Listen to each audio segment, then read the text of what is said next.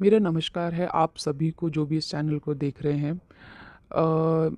I think ये channel सिर्फ ladies के लिए बनाया गया है कि लेडीज़ अपने ससुराल की बुराइयां कर सकें या ससुराल के बारे में कुछ कह सकें। पर मुझे एकदम से ये चैनल दिखा और मैंने इसमें किसी मैडम दिव्या की कहानी सुनी थी। उनके 2 पार्ट्स में वीडियो डाली हुई थी और उन्होंने बताया कि उनके साथ ससुराल में क्या हुआ। तो उनको सुनकर थोड़ा मुझे भी लगा कि शायद देखता हूँ मैं भी अपनी ऑडियो भेजकर वीडियो भेजकर कि मेरा ऑडियो एक्सेप्ट करते हैं नहीं करते हैं। मैं भी कुछ बताना चाहता हूँ, मैं भी कुछ शेयर करना चाहता हूँ। मैंने सुना उनकी कहानी में कि कैसे सास बुरी होती है या फिर सास बहू का ध्यान नहीं रखती है, एट्सेट्रा एट्सेट्रा। लेकिन मैं अपनी एक कहानी में एक छोटी सी बात कहना चाहता हूँ। अगर आप ये प्लीज़ अपलोड कर सकते हो तो मेरा दिल से आपको शुक्रिया। बहुत बढ़िया कंसेप्ट है आपका इस चैनल का। तो मैं आपको एक चीज़ कहना चाहता हूँ कि हमेशा सास ही बुरी नहीं होती है। हमेशा ज़रूरी नहीं है कि सास ही बुरी हो, जेठ जेठानी बुरे हों, देवर देवरानी बुरे हों, नंद बुरी हो। बहुएं भी बुरी होती हैं। बहुएं भी बहुत बुरी होती हैं। एक औरत चाहे तो अच्छे खासे परिवार को तबाह करने की ताकत रखती है और एक औरत चाहे तो उसी परिवार को उठा सकती है। कुछ ऐसा ही मेरे घर में हुआ जहाँ पर एक औरत ने हमारा हंसता खेलता हुआ परिवार बर्बाद कर दिया। जो शादी का नाम होता है ना, मुझे उस औरत ने उस शादी के नाम से नफरत करा दी। मुझे औरत के नाम से नफरत करा दी कि औरत चाहे तो कैसे कैसे किसी को बर्बाद कर सकती है। तो मैं आज आपको एक छोटी सी कहानी सुनाना चाहूँगा। मैंने यहाँ बहुत ज़्यादा बड़ी नहीं रखी है, मैं यहाँ पे आपको वो बहुत छोटी लिमिटेड कहानी सुनाऊंगा कि कैसे एक औरत ने हमारे घर को बर्बाद कर दिया। मेरी शादी अभी 3 साल पहले की बात है। 3 साल पहले हुई थी, अरेंज मैरिज हुई थी। तो मेरी वाइफ का मैं यहाँ उस घटिया औरत का मैं यहाँ नाम भी नहीं लेना चाहता हूँ। अ, उस औरत ने 6 महीने का टाइम था हमारी शादी और एंगेजमेंट के बीच में। तो मैंने उससे बात बात होती थी मेरी उसकी, तो मुझे बड़ा अच्छा नेचर लगता था उसका। जॉली टाइप का, मुंहफट टाइप का नेचर था उसका। चलो बढ़िया है, कम से कम हंसी खुशी रहेगी, मिलकर रहेगी। सब कुछ बढ़िया चल रहा था।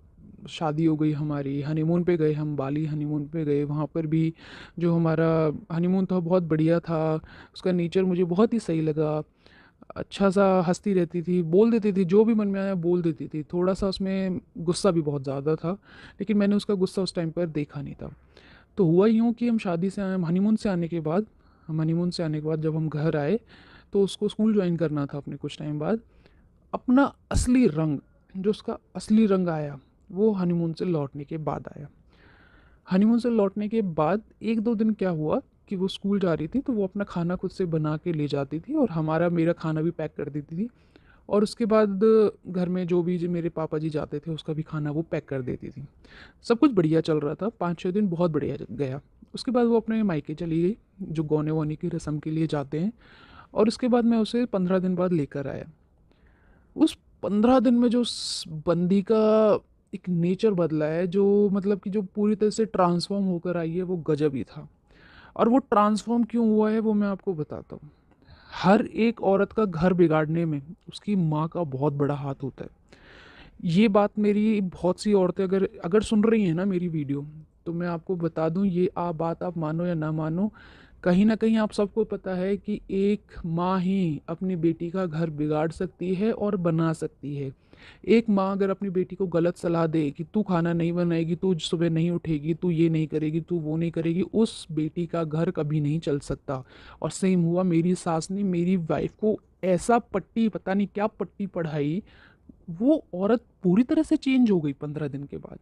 वो आई, हम एकदम बहुत ही बढ़िया, हम उसकी तारीफ करते थे कि चलो बहुत अच्छी बहू मिली है हमें, सब कुछ काम कर लेती है अपना सही से, अपना नौकरी पर भी जाती है, आकर काम भी करती है, संभालती है, सब कुछ बढ़िया करती है। उसके बाद 15 दिन बाद तो वो स्कूल के लिए जाना था उसे। वो उठी 7 बजे, नहीं तो उससे पहले वो 6 बजे उठती थी। 7 बजे उठती है और कहती है, मम्मी जी मेरे लिए खाना बना दो, मुझे देर हो रही है, मुझे स्कूल जाना है, मेरे पास टाइम नहीं है। तो उसका जो कहने का टोन था वही बदल गया। तो मेरी मम्मी ने सोचा शायद हो सकता है ये आज लेट हो गई है तो इसलिए आज ये मुझसे ऐसे बोल रही है। तो मेरी माँ ने बिना सोचे समझे खाना बना दिया। मेरी माँ और बहन बहुत सीधे हैं। अब आप ये नहीं कहोगे कि मेरी माँ और बहन है तो मैं इसलिए सीधा बोल रहा हूँ, वो वाकई में बहुत सीधे हैं। उन्होंने उससे कभी कुछ नहीं कहा और जिसका फ़ायदा उस औरत ने उठाया है। मेरी माँ ने खाना बना दिया। सब कुछ खाना वाना बना के मेरे लिए उसके लिए। तो मैंने पूछा आप क्यों खाना बना रहे हो, तो मेरी माँ ने कहा कि वो आज लेट हो गई है इसलिए मैं खाना बना रही हूँ, कोई बात नहीं। तो मैंने भी कहा चलो कोई बात नहीं, एक आध दिन चल जाता है, माँ वो लेट हो रही है। उसके बाद वो स्कूल से आई 3 बजे। तो स्कूल से आने के बाद वो सो गई और 3 घंटे बाद उठी। और उसके बाद उसने मेरी बहन से बोला कि मेरे लिए चाय बना के ला। तो उस दिन उन्हें समझ ही नहीं आ रहा था कि इसको एकदम से अचानक से हो क्या गया है, जो ये लड़की इतना बढ़िया हेल्प करती थी, सबसे बोलती चालती थी, हंसी मजाक करती थी, उसका एकदम से कैसे नेचर बदल गया। उसके बाद मेरी बहन ने भी चलो सोचा कि आज इसका मूड खर ठीक नहीं होगा, चाय बना के दी थी। उसके बाद रात का खाना भी उसने नहीं बनाया, रात का खाना भी मम्मी और मेरी बहन ने बनाया। तो ये एक आध दिन, हमने सोचा एक आध दिन की बात है, लेकिन ये तो रोज ही ऐसा चलता रहा, क्योंकि उसकी माँ ने उसे ये सिखा के भेजा था कि तू नौकरी करती है, तू पैसा कमाती, तू घर में काम मत कर, तू सबको ऑर्डर दे, क्योंकि तू नौकरी करती है, तू काम नहीं करेगी। ऐसी ऐसी सोच, ऐसी ऐसी बातें उसकी माँ ने उसके दिमाग में भरी कि मतलब वो औरत, मतलब मुझे नहीं पता, नहीं समझ में ही नहीं आता कि औरतों का दिमाग नहीं होता कि वो गोबर खाती हैं, क्या करती हैं, मतलब तुम्हें नहीं पता कि तुम्हें अपना घर कैसे चलाना है, जो अपनी माँ की बातों से इन्फ्लुएंस हो जाती हैं। तुम्हें नहीं पता कि तुम्हें अपना घर कैसे चलाना है, किस तरीके से तुम्हें अपना घर चलाना है या बिगाड़ना है। इतनी अकल तो हर एक लड़की में होनी चाहिए, हर एक औरत में होनी चाहिए कि जिसे ये पता हो कि मेरी माँ क्या सिखा रही है, लेकिन मुझे क्या करना है। लेकिन मैं माफ़ी चाहूँगा, लेकिन इतनी अकल औरतों में नहीं होती है। वो अपनी माँ की बातों से, अपने घर वालों की बातों से इतना इन्फ्लुएंस हो जाती है कि वो यूँ सोचती नहीं है कि हम अपना घर बिगाड़ रहे हैं। और सेम यही उसके साथ हुआ। ऐसा चलता रहा चलता रहा। मुझे लेकिन इस बात का पता नहीं था कि ऐसा भी कुछ हो रहा है। और ये सिलसिला रोज़ ऐसे ही चलता रहा। जब मैं ऑफिस से आता था 10 बजे, तो एकदम से वो मेरे सामने मेरा खाना लेकर बैठ जाती थी और मुझे बताती थी आज मैंने ये किया, आज मैंने वो किया, आज मैंने ये किया। तो मैंने सोचा सब चलो बढ़िया चल रहा है, सब कुछ बढ़िया चल रहा है। ऐसा चलता रहा। उसका टॉर्चर धीरे धीरे करके मेरी माँ और बहन के लिए बढ़ता रहा, बढ़ता रहा, बढ़ता रहा। लेकिन उन दोनों ने कभी मुझे नहीं बताई ये बात, क्योंकि घर में लड़ाई ना हो, हम दोनों के बीच में लड़ाई ना हो। एक दिन हुआ क्या कि एक दिन मेरी बहन के बीच में और मेरी वाइफ़ के बीच में लड़ाई हो गई। मेरी वाइफ़ ने मेरी बहन को थप्पड़ मार दिया और मेरी बहन ने उसे धक्का मार दिया। धक्का जब उसने मारा गुस्से में, तो उसका जो सर है वो दीवार से लगा, दीवार की एक छोटी सी कील थी उस पे लगा और उसका जो सर है वो फट गया वहाँ से।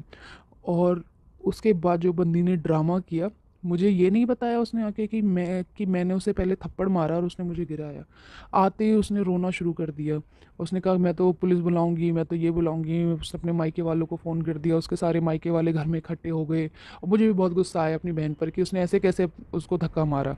उसने आते ही मेरे दिमाग में भर दिया कि तुम्हारी बहन और माँ मुझे मारना चाह रही थी, तुम्हारी बहन और माँ मेरे से खुश नहीं है, ये नहीं है। और पता है, जब एक औरत आपके दिमाग में अपने घर वालों के खिलाफ बढ़ती जाए ना, तो आपको कभी भी अपने घर वालों की अच्छाइयाँ भूल जाते हो कि वो ऐसा कर सकते हैं, नहीं कर सकते। इसलिए मैं कहूँगा इस टाइम पर एक आदमी को भी अपनी सोच और समझ से चलना चाहिए कि आपके घर वाले कैसे हैं और आपकी बीवी कैसी है।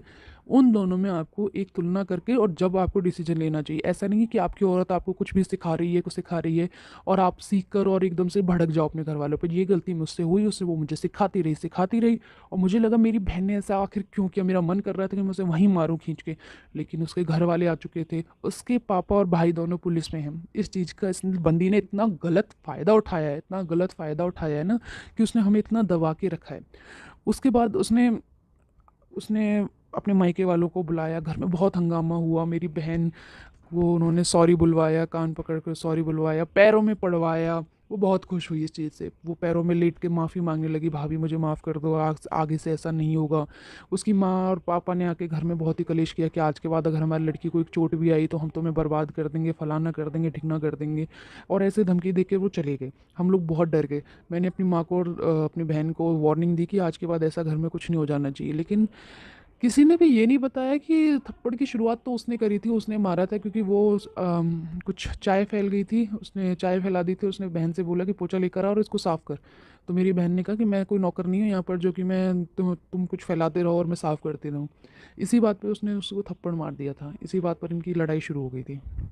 खैर, ये भी सीन चला गया। फिर धीरे धीरे करके उसको और हिम्मत मिल गई। कुछ दिनों बाद क्या हुआ कि मम्मी की और उसकी भी, मेरी वाइफ की लड़ाई हुई।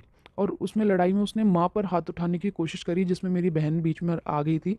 और तब मेरी बहन ने मेरे को ऑफिस से आते ही कहा कि आज तुम्हारी बीवी ने माँ पर हाथ उठाने की कोशिश करी। तो उस दिन मेरा थोड़ा सा दिमाग वो हुआ कि कहीं ऐसा तो नहीं है कि मैं ही गलत सोच रहा हूँ, कहीं वो भी कुछ गलत कर रही है। तो उसके बाद से फिर मैंने नोटिस करना शुरू करा चीज़ों को। मैं सैटरडे संडे घर पे रहता था, वो बहुत काम करती थी, वो काम करती थी, ऑफिस का हाथ बटाती, वो किसी को काम नहीं करने दी। लेकिन जब मैं मंडे टू फ्राइडे जब मैं नहीं रहता था, तो वो अपना वही उसका जो रूटीन था सेम वही करती थी।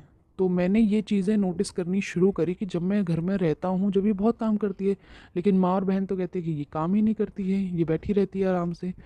खैर, सब कुछ हुआ, लेकिन एक दिन मैंने क्या किया, मैं लीव लेकर आ गया, हाफ लीव लेकर आ गया। ये आराम से टीवी देख रही थी मैडम जी 8:30 बजे, और मेरी माँ और बहन आराम से किचन में लग रही थी। तब मैंने एकदम से बोलना स्टार्ट किया, मैं तुम्हें शर्म नहीं आती कि माँ और बहन बना रहे हैं और खाना बना रही हैं और तुम यहाँ पर आराम से बैठी हुई हो। तो एकदम से इसने चिल्लाना शुरू किया। तो क्या हुआ, मैं क्या नौकर हूँ, यहाँ कमा कर देती हूँ मैं, और इनका काम है काम करना, मैं क्यों काम करूँगी, मैं तो कमाती हूँ। तो ये कमाना जो वर्ड है ना औरतों का, मतलब आप कमा रही हो तो क्या आप सिर पर बैठोगे, आप कमा रही हो, आप अपने लिए कमा रही हो, आप उनके लिए थोड़ा ना कमा रही हो। मतलब ये चीज़ मैंने देखा है, बहुत सी औरतों में इस चीज़ का घमंड आ जाता है कि मैं कमा रही हूँ तो मैं काम नहीं करूँगी। अरे यार, तुम कमा रहे हो, चलो हम समझ सकते हैं, तुम 9 बजे आ रही हो, 10 बजे आ रही हो, तुम्हारे अंदर हिम्मत नहीं है तो हम समझ सकते हैं। तुम 3 बजे आ जाती हो, तुम 2 घंटे 3 घंटे आराम कर लो, उसके बाद भी तुम्हारे पास इतना टाइम है कि तुम घर के कामों में हेल्प करा सको। वो तुम्हारे नौकर हैं कि जो तुम्हें वो बैठ के खिलाएंगे। इसी चीज़ में हमारी बहसबाजी बढ़ गई। उसने अपने भाई को फ़ोन कर दिया, उसका भाई पुलिस में था, कंप्लेंट लिखा दी उसने, मेरे को पुलिस वाले पकड़ कर ले गए। पुलिस वाले पकड़ कर ले गए, मेरी माँ ने और मेरी बहन ने खूब उसके पैर जोड़ लिए, खूब उसके हाथ पैर जोड़ लिए, लेकिन उसने कहा नहीं, मेरी यही शर्त है कि जब तक मेरी बात मानी जाएगी इस घर में, जब तक मेरी बात मानी जाएगी इस घर में, जब ही मैं उसको छुड़ाऊंगी। मेरी माँ ने और बहन ने, सब ने उसके हाथ पैर जोड़े कि हम तुम्हारी हर बात मानेंगे, लेकिन उसको जेल में से छुड़ा दो। मैं उसके बाद से मेरा उस औरत से, एक होता है ना कि नज़रों से गिर गई, वो मेरी नज़रों से गिर गई। उसके बाद से मैं जेल से छूट के आया, 4 दिन बाद मैं जो मुझे जेल से वहाँ उन्होंने रिहा करवा दिया। उसके बाद तो उसकी और हिम्मत बढ़ती चली गई, बढ़ती चली गई। घर में आराम से बैठी रहती थी। मैं जो कमा कर लाता था मेरे बैंक में आता था, लेकिन मेरा क्रेडिट कार्ड डेबिट कार्ड सब उसके पास था, सब उसके पास था।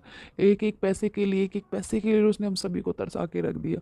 मेरी माँ एक अपने लिए एक नई साड़ी नहीं खरीद के ला सकते, मेरी मेरी बहन अपने लिए जो कि एक एक मतलब एक इयररिंग नहीं खरीद सकती थी। उस औरत ने ऐसी हालत कर दी थी हमारे घर की, मतलब मैं क्या ही बताऊँ। मतलब मेरे हम एक एक चीज़ के लिए तरसा दी उसने, एक एक चीज़ के लिए। और वो अपना हर बात का यही हुक्म चलाती थी कि मेरे पापा और मेरे भैया पुलिस में है, मैं तुमको अंदर करवा दूंगी। मेरी माँ को मैंने देखा है, मेरी माँ उसको मेरे सामने, मेरी आंखों के सामने उसके पैरों पे लेट जाती थी, उसको उसको जूते पहना रही है, चप्पल पहना रही है, जो वो कहती थी वो वही करती थी। ऐसी औरत नाम से, औरत जाति से मुझे नफरत हो गई कि औरत औरत चाहे तो क्या नहीं कर सकती। उस दिन मुझे रियलाइज़ हो गया कि एक औरत के अंदर कितनी ताकत होती है। खैर, वो बहुत बुरा टाइम था, वो बहुत बुरा पीरियड था जब वो इस तरीके से चल रहा था। मतलब मैं रोज़ अपने घर वालों को उसके सामने जलील होता हुआ देखता था। रोज़ अपनी बहन, मेरी बहन को वो कभी इधर थप्पड़ मार देती थी, कभी लात मार देती थी। तब घर में ऐसा लगता था कि हम नौकर हैं और वो मालिक है हमारा। ऐसे ही चलता रहा। मतलब मैं वो वो पीरियड को आपके सामने में नहीं बता सकता, मैं जाहिर नहीं कर सकता कि क्या होता था। कि मतलब मैं घर में घूम रहा होता था और मेरी इतनी हिम्मत नहीं होती थी कि मैं उसका हाथ पकड़ कर उसे एक थप्पड़ मार सकूं। क्योंकि मेरी माँ को हमेशा ये डर रहता था कि अकेला लड़का है मेरा, ये पुलिस में बंद करवा देती है। हमेशा दहेज का वो करती, मैं दहेज का केस कर दूंगी, दहेज का केस कर दूंगी। इस चक्कर में हम लोग डरे रहते थे कि इसके पेरेंट्स भी इसके हम जब इस चक्कर में डरे रहते थे कि इसके भाई और पापा दोनों पुलिस में है, पता नहीं क्या करा देंगे।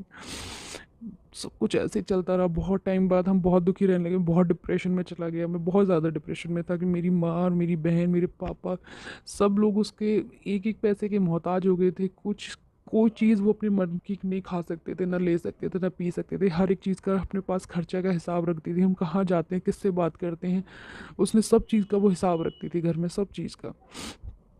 एक दिन क्या हुआ, ये टॉर्चर ऐसे ही चलता रहा, चलता रहा। तो फिर क्या हुआ कि एक मुझे नंबर मिला, हेल्पलाइन नंबर था, शायद वुमेन हेल्पलाइन नंबर था। तो उस पे मैंने फ़ोन करवाया और अपनी माँ से बोला कि आप इनसे बात करो। मेरी वाइफ उस टाइम अपने मायके गई हुई थी। मेरी माँ ने उनसे अपनी बात कही, सारी बात हुई कि हमारी बहू इस तरीके से टॉर्चर करती है, ऐसा करती है, ऐसा करती है। तो उन्होंने हमें सजेस्ट किया कि आप एक काम करो, आप अपनी बहू का एक वीडियो बनाओ और हमें जब बताना, जब हमें सबूत के तौर पर चाहिए, जब भी वो ऐसा जिस जो भी काम करती है उसकी वीडियो बनाओ। तो हम लोगों ने किया कि वो जब भी लड़ाई करना शुरू करती थी, कलेश करना शुरू करती थी, तो हमने चुपके से वीडियो बना लेते थे, उसे पता नहीं चलता था। तो ऐसे करके हमने 4-5 वीडियोज़ की इकट्ठी बनानी बनानी शुरू कर दी। वो मेरी बहन पर हाथ उठा रही है, मेरी बहन को लात मार रही है, थाली फेंक रही है, खाने की इधर फेंक रही है, उधर फेंक रही है, मेरी माँ को चिल्ला रही है मेरी माँ के ऊपर। तो इस तरीके से हमने उसकी बहुत सारी वीडियोज़ बना ली। और फिर उन्होंने कहा कि अब हम पुलिस के पास चलेंगे, कंप्लेंट करेंगे। और उसके भाई भी आया था बीच में एक बार, और वो भी वर्दी में आया था, हमने उसकी भी वीडियो बनाई। उसके बाद हम पुलिस के पास गए। हमारी कंप्लेंट उन्होंने नहीं लिखी थी, लेकिन हमने जब वो उनकी वीडियो दिखानी शुरू करी, जब वो डर गए, और उसके बाद हमारी वीडियो कंप्लेंट लिखी गई। कंप्लेंट लिखी गई, फिर बहुत टाइम केस चला, सब कुछ हुआ, मतलब ये 1-1.5 साल ये चलता रहा। फिर उसके बाद राजीनामा से मैंने उसे बोला कि डिवोर्स के लिए अप्लाई कर दिया, कि डिवोर्स या तो राजी से दे दो या फिर कोर्ट में केस चलेगा। तो राजी से उसने मुझे डिवोर्स भी दे दिया, हमारे डिवोर्स हो गया, सब कुछ हो गया। आज वो अलग है और मैं अलग हूँ।